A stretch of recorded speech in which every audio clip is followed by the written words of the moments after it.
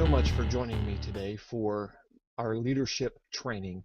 This is a leadership training video that is being produced at the Westerville Free Will Baptist Church. It is primarily for leadership training within our church. However, we are posting these to YouTube with the hope and desire that we can be a blessing to other churches. And so thank you for joining us today for this training. This is the first of 13 sessions that you will have throughout this year. And so I want to just answer some questions by way of introduction today to help you understand why we're doing what we're doing. So the first question is, why leadership training? There's a lot made today about leadership and developing leadership skills. So why would we as a church want to do that? And I think the answer is very simple.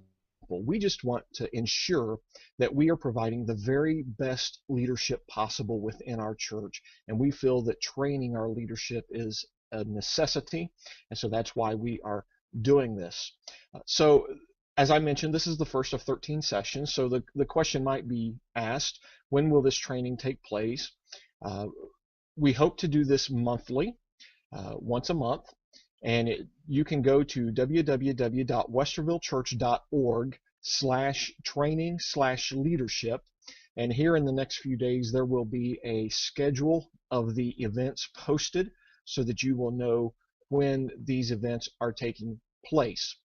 Also, I want you to know that these events, when they are done live, will be notifications will be sent out by Twitter, Facebook, Google+, and email.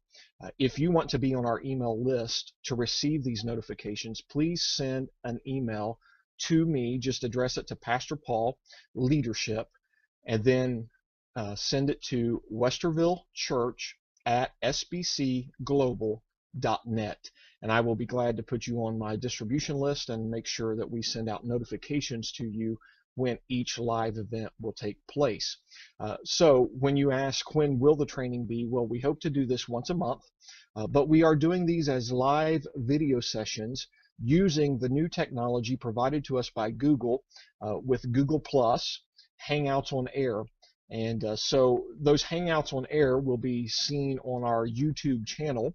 But to make it easy for you to find us and to be able to join us for these sessions, we are going to have the live stream fed to our website, www.westervillechurch.org/training/livestream. If you will go there when it's time to watch one of these training sessions, you will find the live session streamed there at that particular address. Also, because we do want these to be available to all of our church and to other churches who want to use them, the archived sessions will be placed on our YouTube channel. So when you go to YouTube, just search for Westerville Free Will Baptist Church, and there you should find us and be able to watch the archived sessions of these trainings. So let's ask the question then, what will these trainings cover? Well, we are primarily going to be using a book by John MacArthur, which is called the Book on Leadership. And in this book, he writes it in 12 chapters. So we're going to use it for 12 sessions, even though we're doing 13 sessions, the first being this one, and then the other 12 being a session from each chapter. So what you will find in this book is that the book is written in 4 different sections. Part 1 is leadership in action. Part 2 is leadership under fire.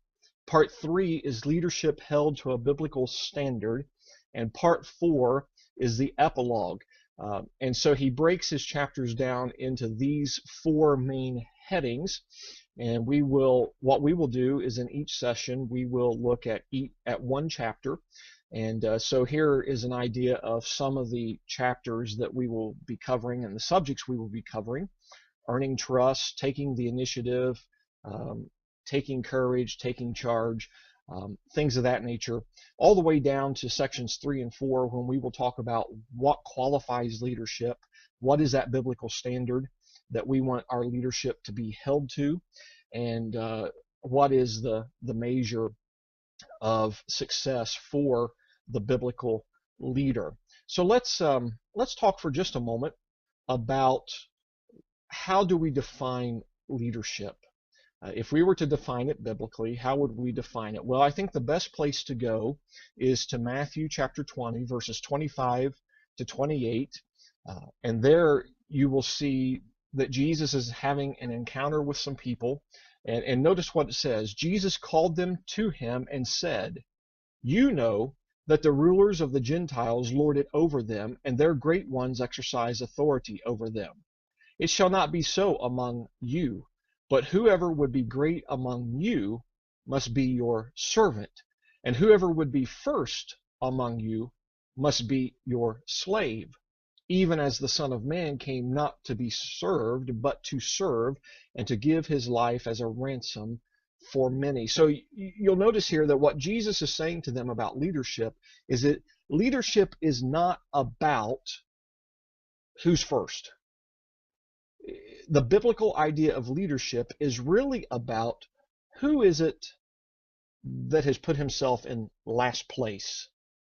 And in putting himself in last place, he actually earns respect, earns the trust that he needs as a leader, and people begin to follow. And so the type of leadership Jesus is speaking of here is a servant leadership. There are three ideas here that I want you to take with you and to think about in this subject of leadership, biblical leadership. The first is this: a biblical leader is one who serves. Notice that Jesus himself, referring to himself as the Son of Man, said, "The Son of Man came not to serve, or not to be served, but to serve." Service. Do you have a heart of service? And then there's this idea of sacrifice. Sacrifice. Notice Jesus said that he was coming to give his life as a ransom for many. That speaks of his sacrifice. Now, it was a literal sacrifice. He literally died on the cross for us. But let's not forget that to be able to make that sacrifice, Paul also declared in the book of Philippians that he left all the glory of heaven. He left everything about heaven that there was to pour himself out into the flesh, to become the God-man, God in the flesh. And so his sacrifice was not, it began with him leaving heaven for a short time to come, and his ultimate purpose in this life was to die on the cross. He offered the ultimate sacrifice. And then there is this third idea, and it is the idea of selfishness. Selfishness. For the Christian, there is no place for selfishness. And so what we must display as Christians is selflessness. Selflessness. And certainly if we're going to put ourselves in last place, and if we're going to become a servant rather than being served, that requires us to put away some things about ourselves and our own desires that we would want to have, to put others before us. Paul said it to the Ephesians: esteem others better than yourself. True biblical leadership is required by being selfless. By being selfless. All right, so keeping that in mind, let me just give you some key thoughts of what we hope to accomplish and what we hope to get through our study in these next 12 sessions. First of all, leadership for the Christian always has a spiritual dimension. Now, we could look to the world and we could look to others and their philosophies of leadership and how to run a business, and we could take those ideas and bring them into the church. But if we neglect the spiritual, we have neglected the most important aspect of leadership for the Christian. And by the way, this is a principle, or this is a thought, that doesn't just apply to leadership within the church. it applies to Christians. If you are a Christian and you are a manager outside of the church in a business, there is a spiritual dimension to your managing that business. If you're a stay-at-home mom, there is a spiritual dimension to being a mom because you're leading your children. And so this idea and this thought that we're going to see over these next 12 sessions, it applies to just more than just leadership in the church. It applies to leadership as a Christian. The second thing that we see here is that leadership is influence. If you're not influencing people, then you're not leading them. Jesus was an influencer. Jesus' disciples became influencers. Leadership is influence. If there's no one following you, it's hard to call yourself a leader. And then the third thing that I want you to see is that leadership is about character more than it is about style.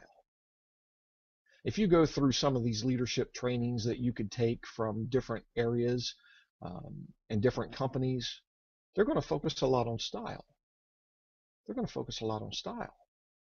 But leadership, as defined biblically, as we will see throughout this study, this series of studies, is not so much about style as it is about character.